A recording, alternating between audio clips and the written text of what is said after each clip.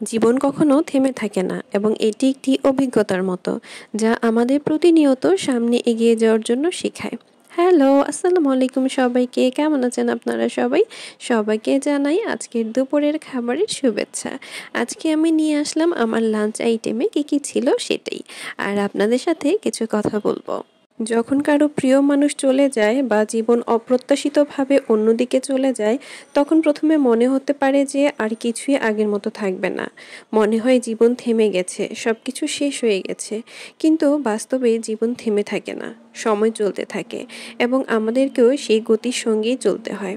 একজন মানুষ যখন কঠিন পরিস্থিতির সম্মুখীন হয়, তখন তার মনে অনেক সময় এক ধরনের শূন্যতা, হতাশা বা কষ্ট তৈরি হয়। তবে ঠিক তেমন সময়েই মানুষের মধ্যে একটি অদৃশ্য শক্তি জন্ম নেয়, একটি প্রবণতা, যে শক্তি তাকে আবার উঠে দাঁড়াতে সাহায্য করে।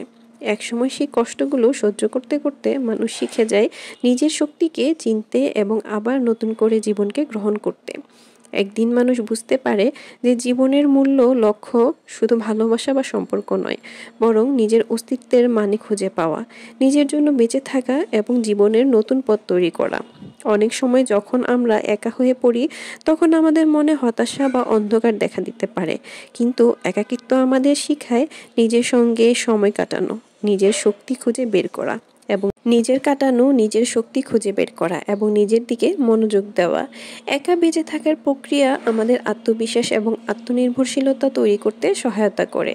এটি আমাদের নতুন করে ভাবতে শেখায়, আমাদের জীবনের উদ্দেশ্য খুঁজে বের করতে সহায়তা করে এবং এক সময় আমরা বুঝতে পারি যে একা থাকতে শিখে যাওয়া আমাদের আরও শক্তিশালী করে।